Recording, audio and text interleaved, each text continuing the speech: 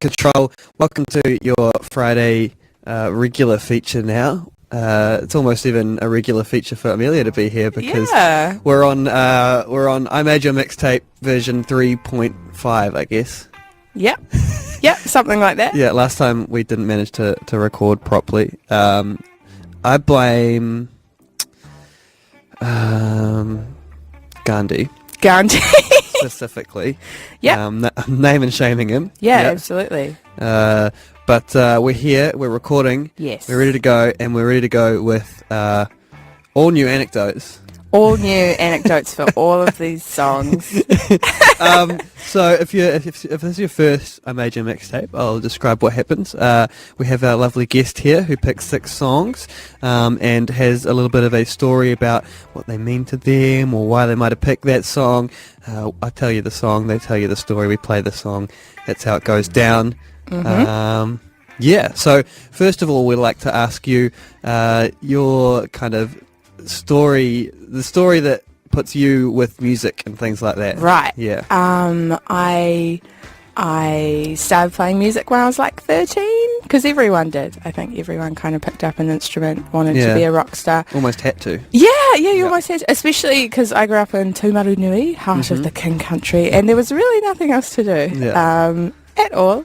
So Not one thing. Not one thing. And it actually, like, for a small school with no budget really to speak of for anything, they actually had a pretty cool music department, like some really passionate teachers, and every year they still have a big concert where everyone performs, and it's students but it's also staff. Have you been back? Stuff. Yeah, I have been back a couple of times and performed. Like what year? Because I was there up until 5th form, so I had a couple of years where I went back. It's quite cool, but it's not fun now because I don't know anyone. True. Yeah. But yeah, then I moved to Palmerston North, and now I guess I started writing songs around the time I moved here when I was 16, and so I do that. I write songs. Cool. With a ukulele. Usually. Yeah. Well, did you start on ukulele? No, I started on bass because my brother wanted to learn bass, and we thought it would be a lot easier if we asked our parents for a bass to share. Right. Like, we'll both use it. And then I sort of picked up guitar. I flirted with drums and was harshly rejected. By the drums or by people? By the drums. Right. And people, probably, yeah.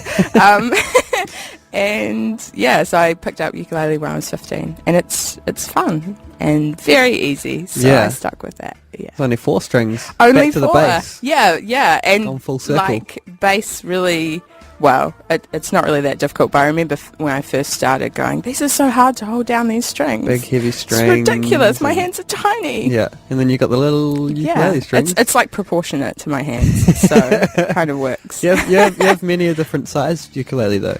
Yes. I usually play a tenor, which is quite big. But that one's quite nice because it's you can just do more with it. Because with the small ones, you can really only play like the first 5 frets. Because the frets are so small. Yeah, start getting a little bit. Yeah, a little bit icky.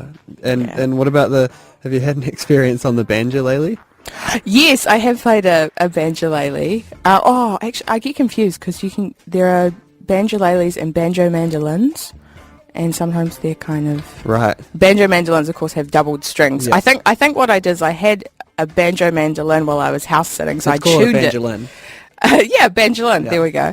And I tuned it like a ukulele. Right. So it was a banjolalin. I don't know. Breaking new ground. Yeah, definitely. breaking new ground. Someone wants on-air ukulele at some point, so we'll on-air ukulele. Yeah. That actually, I haven't even talked to you about this, but that's in the works. So good stuff. She's gonna say yes when I ask her to do it. So so don't worry about that. That's on its way, but not today, unfortunately. You didn't bring any of your fellows along. I could probably get an app or something, but it won't be the same. It wouldn't be the same.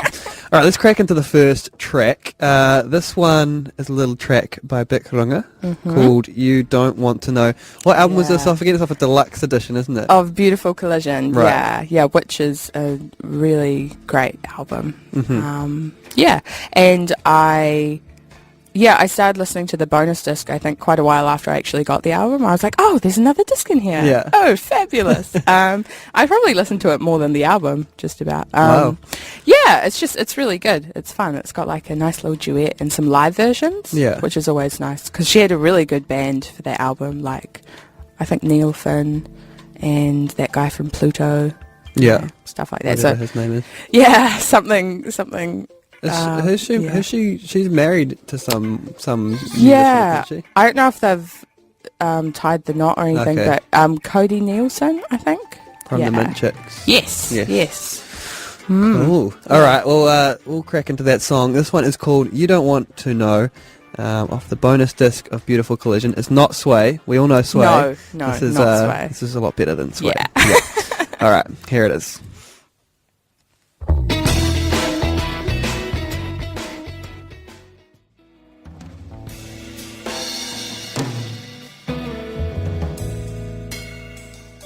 And that's Bic. Yeah. Not Bo. What's Bo up to these days? Bo is like in America. You got a line on for the Runga family? Yeah? yeah. I'm on close personal terms with all of them. Yeah. And there's a third sister. She's a teacher though. She start with a B as well? No, I think her name's Bic Bo. Pearl. I think it's Pearl. She lucked out, really. Yeah, pretty much. Pearl's a totally normal name. Yeah. Well, I don't know, not for someone of their generation, I would think. Yeah, maybe not. Yeah. Let's bring it back. Let's name all the children Pearl. Every single one Every of them. single. I'm Male, going to go to the female. maternity ward right after this, and Got a name for you. yeah. All right, next up, a big change. Yes. Although not quite into the depths that you'd expect from this band. No. Tell us about Nine Inch Nails' track Only. This is a disco song that was obviously just lost somewhere in a vault in the late 70s and was resurrected by Nine Inch Nails. This is a really fun song. It was the first one I heard from Nine Inch Nails because oddly enough they didn't get airplay on the Classic Hits station in the early 2000s, which is where I got all of my music. This one could have fit in a little bit. Yeah, just about, eh? Other disco track. Because they do that. They put in like one modern song every 3 years. We're hip. Yeah, we know what's happening with the kids. So if you're listening for 3 years and going, I don't know if I like this, and then that comes on, you're like, all right. So I'll give it another 3 years. Yeah, I can handle more like Shania Twain after this. And it was one of the bands that my brother introduced me to, so it's a special place in my heart. And it's just a really fun track. And after that, I went and got one of their live albums and became obsessed with them. And it's one of those things like, what came first, the misery or the miserable music? Like, did the music make me sad? Yeah. Or did I gravitate to that music I saw a great study on that about people that they do put themselves in that place by listening to that music because they like to bring up the feelings, like the good parts of the feelings or the good memories that led to the bad. Right. And the bad is described in the music, but it brings back some of the feels. Yeah, I also want to mention about Nine Inch Nails. The Associated Press did an article about one of their recent concerts, and they did Hurt, which, as we know, was covered later by Johnny Cash. Yeah. Associated Press said, and Nine Inch Nails did a brilliant cover of Johnny Cash's Hurt. And they should know, really. They really should. You know, they're a legitimate, very onto it media sort of. This is an easily Googled thing. Yeah, exactly. Wow. So that was quite fun. This is Nine Inch Nails covering their selves in the disco era, I guess. Yeah. I think that's a good way to describe it. And the lyrics are about Fight Club. Yeah. Fun story. That's a little bit of trivia in there. There we go. There's lots of trivia on all this the one. trivia, yeah. All right, let's dive into it. This is Nine Inch Nails with their track Only.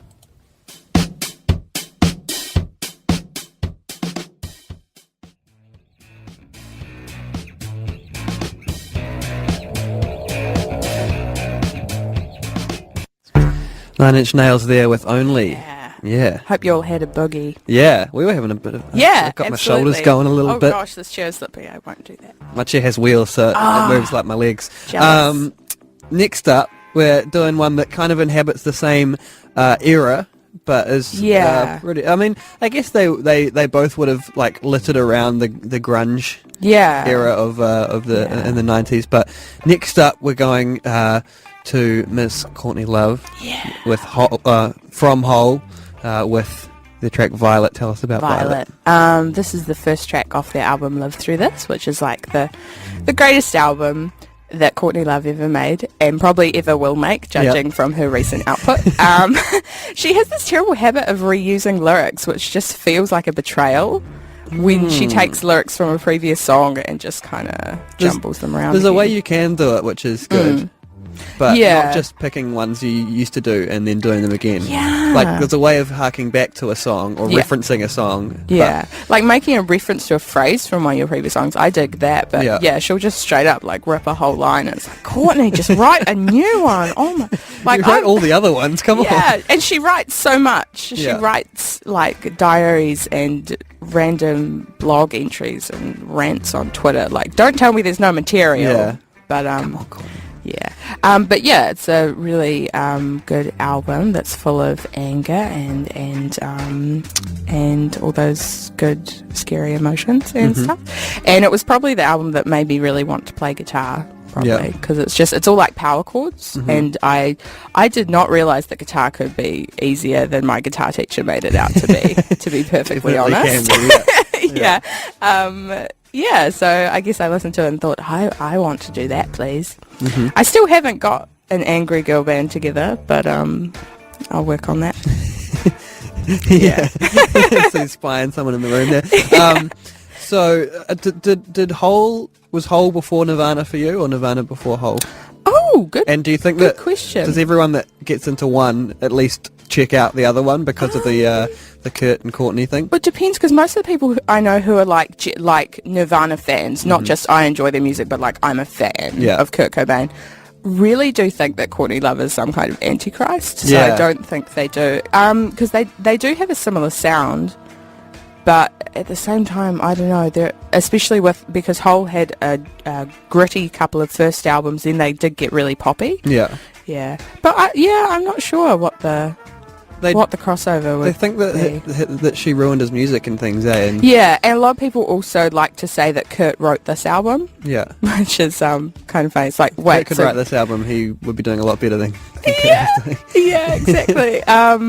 Yeah, so there's a lot of that kind of, but I think that happens with most, like Josh Homme from Queens of the Stone Age. His wife is Brodie Dahl, and she was a real kind of classic punk musician when she was married to the guy from Rancid, and then she married Josh and got a bit poppier. So everyone just likes to say, oh, obviously her husband is writing the songs. Yeah. It's like, maybe they just listen to the same music around the house. Or maybe the feels they feel now are different because they're with a different person. Yeah, which I guess is, the Nirvana thing, and music's, Nirvana's music changed when he met Courtney. It's like, yeah, but he wouldn't have made any of that music that you actually really love if this wasn't a part of it. So exactly. Anyway, we'll get off Nirvana because we're on Hole, and we're on Hole's track Violet, and let's listen to it now. You're on a major mixtape with Amelia on Radio Control.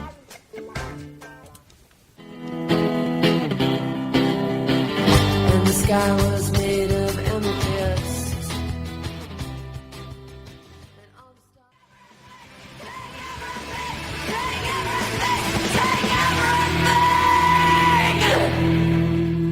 Violet there. Yes. Or violent even. Yeah, I think she does say violent a few times. Such, it's her age. She might look like flowers, but behind that. Yeah. She had a name for that. There was like a name for her aesthetic that she had of wearing like baby doll dresses and kind of looking like an overgrown child, but then screaming like a mad woman. Let's just call it Hole. Yeah, the whole aesthetic. Kinder whore, that was it. There we go. That's way better. yeah, it's pretty good, right? So we're going to move on to another female, and I guess now is a good time to mention you're our host of our Godess show. Yes. Which you did this weekend, didn't you? I did. Last weekend. And I'm going to do it tomorrow with the lovely Abby Symes. Oh, look at that. Yeah. Look at that. Crossover. Fantastic. Yeah. So that's Saturdays at 2. Yeah. I was going to say 3. I should know. Saturdays at 2, so tune in for that. But so we've got, like I say, another female artist. It's our third so far. if you remember, Yeah. remember back to the first song. Oh, we can so remember long that ago, Dave.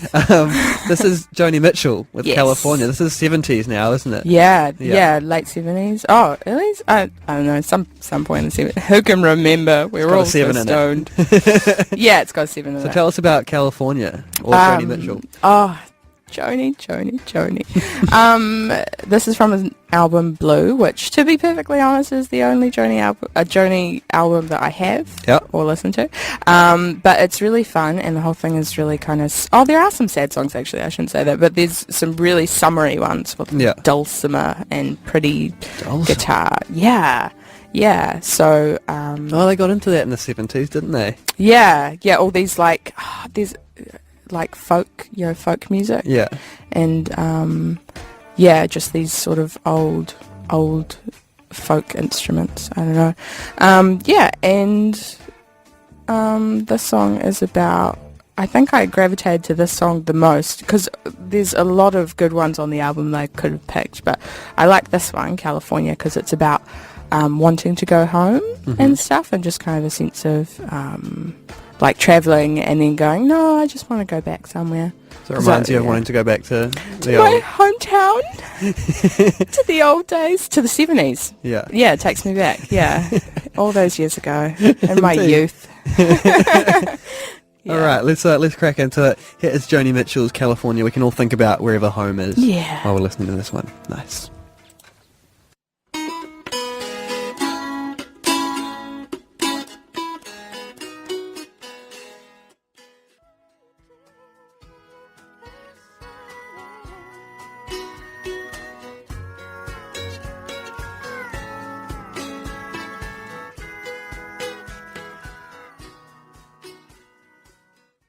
And there's some Joni. Yeah, very summery. Yeah. Yeah. She's Canadian. She is Canadian. Yeah. And she's talking about California being her home. Yeah, she moved there, I guess, when she was quite young. Mm-hmm. I feel like there's a lot of Canadians that just sort of move to America and then don't mention their past. Yeah. Well, I mean, for outsiders, once they've kind of ingratiated a little bit into the accent, then you'd never know. No, you wouldn't pick it at all. No. Yeah. So, I mean, she's allowed to do that. I think a lot of people probably as well find spiritual homes in those places where books write about, like New York and like Paris and like Los Angeles or whatever. Yeah. And they'll go there and then they'll think it's they'll feel like it's their home because they've read about it in so many books or something. It's like a cultural home. Yeah. Moving on to is this more 70s or 70s? I can't remember which song comes next. We're up to the fantastic Meat. Oh, excellent. Meatloaf. I think this is late 70s, but I'm not Okay. 100% on that. Yeah. This is, you took the words right out of my mouth, parentheses, Hot Summer Night. Such a great... So it's the one with that fabulous intro. If you're thinking of it, it's like, yes, that is the one. Yeah, and we will play the intro for you, don't you worry. Of course. Not the same without it. Never cut down the intro on, Yeah. So who is Meatloaf to you? Meatloaf is like a weird great uncle to me. Use that to everyone. Yeah, I think so. I think this is one of Bat Out of Hell is one of like the 9 albums that my dad has ever enjoyed and listened to and owns. Once you've got your 9, leave it there. Yeah, why would you? And obviously he stopped about the mid-80s, I think. But yeah, this is a fun song, and the reason I picked this one, because of course there are so many great songs on the album, like Paradise by the Dashboard Light. Oh my gosh, another great sort of has spoken bits in it song. I picked this one because I went and saw Meatloaf live a couple of years ago in Wellington, and he was just as all over the place as any YouTube evidence you've seen of him in the last few years. But he did have a fabulous band, so you didn't really feel ripped off because every aspect apart from his voice was top notch. Yeah. And he was very passionate. He was so excited. It was beautiful to see. And with this song, it ends with like just clapping and vocals. It does a fade out and it just sort of loops over with that. He got to that bit, and of course the entire arena in Wellington was singing this along with him because it's a great song. Yeah. We were all very excited, and he was just so happy Yeah. that when it ended, he said, oh, let's do it again, and launched into the entire segment again, and we must have done it 3 times, I think. Yeah.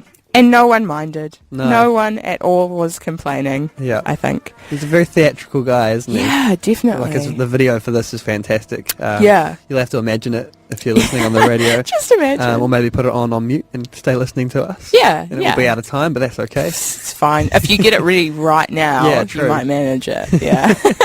Because we were talking about his I think he was at possibly the league grand final or something, and did a performance in the rugby stadium, and wow, it was really bad. I remember that coming up on like on Facebook or on whatever internet feed, and being like, oh my lord, you have to see this. And I thought, because he was kind of perched over a entranceway, I thought he was going to fall off, or someone was going to almost fall off this but because it's just Meatloaf, he's just playing a song, he won't be bad. No, of course he won't. But he's a legend. Wow, his vocals, terrible. Yeah.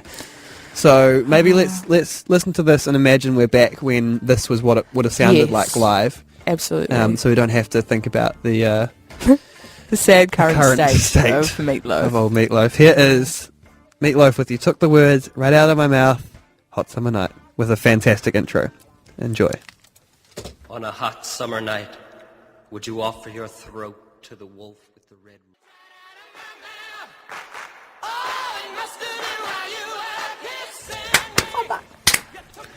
We were joining in the whole time. Definitely not just right at the end there.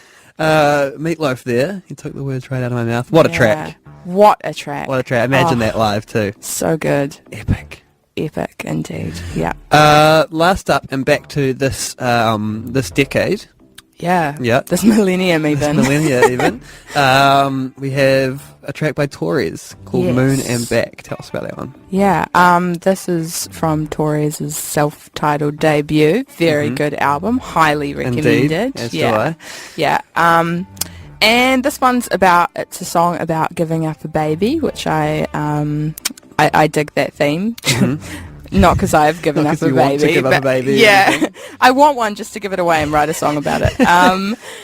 It's just, it's kind of a cool subject, I think. Probably not cool for the person writing it, but as we discussed last time, it's not really about her. No, the dates don't work out. Yeah, the dates don't work out. You have to be like 8 when she had the kid or something. Yeah, right? something like that. Yeah, so it's just kind of interesting. I think I like hearing songs where sometimes it's good to know that it was based on fact for that person. Like, I get a kick out listening to Taylor Swift and going, oh, Harry Styles must be just burning up right now with embarrassment. Yeah.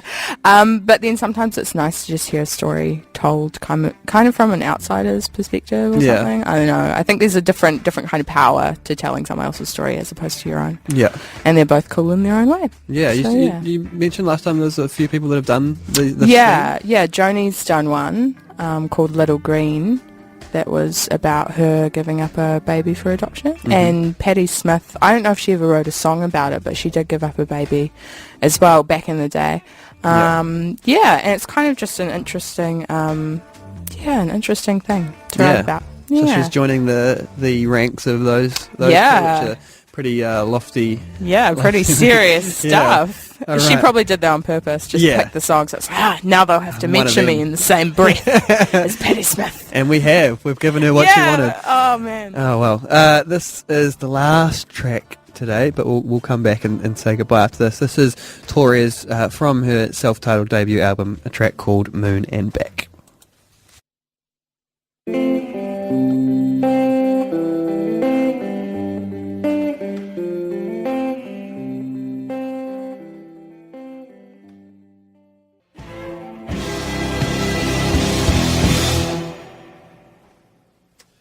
Sudden ending. Yeah, getting a little bit emotional near the end of our mixtape as well.